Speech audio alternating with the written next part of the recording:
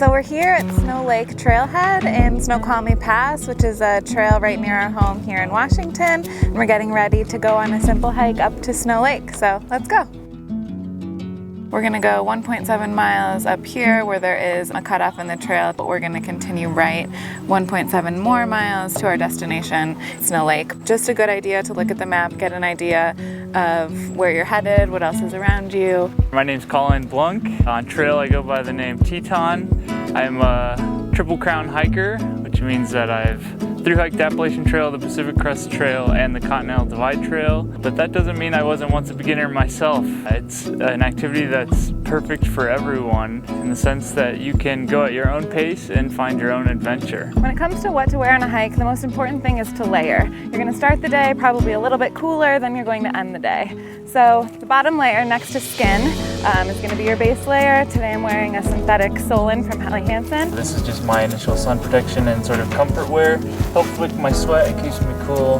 Then you're gonna put a mid layer on top of that, and then always have a backup of a warmer layer like a down jacket. Just ultra packable, ultra lightweight, and it allows me to stay warm after I've been sweating, and then also in case of emergency. And also a shell in case you get into any wet weather. And that's gonna protect us from rain and wind and all the rest of the nasty elements we may encounter along our hike. Trekking poles can sometimes be overlooked, but are definitely a great tool to have when you get on unbalanced terrain. Hiking poles are really good on your way down to help your knees. There's a lot of impact there. Sometimes people don't realize how hard coming down is compared to gaining the elevation on the way up. Now you certainly don't need the best supplies to get out on the trail, but good gear can definitely make you more comfortable and make your time outside more enjoyable.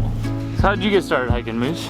My travels in college brought me to the Appalachian Trail, hiked that, and ever since I've wanted to be on trail anytime I can. When you come across a beautiful view like this, you might be inclined to have a snack on hand.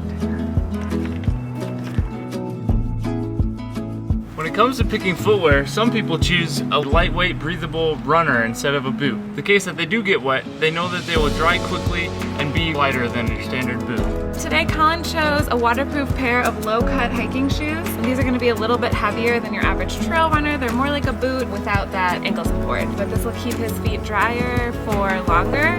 When it comes to navigating, nowadays we generally just work with a GPS hiking app. There are plenty of options to choose from, and all function without cellular service. Always tell someone where you're going and when you're expected to get back. A lot of times when you're going out into the wilderness, there's no cell service, so if anything happens, you might not be able to get a hold of someone. All right, so we're here at Snow Lake. It was about 3.6 miles, about 1,300 feet of gain, and it's beautiful. Even though it can be a little bit challenging, it's always worth it when you get to your destination. For me, it's a place to come and clear my head. Obviously, the beautiful sights are always a plus, but for me, it's really therapeutic. I was first exposed to it when I hiked the Appalachian Trail and learned how important it is to have that time in your life to unwind, get exercise, see beautiful views, and challenge yourself. Snow Lake, it's been a beautiful day. Woo! Hope you enjoyed coming along with us on our hike up to Snow Lake. I hope to see you out there on the trail. Get after it.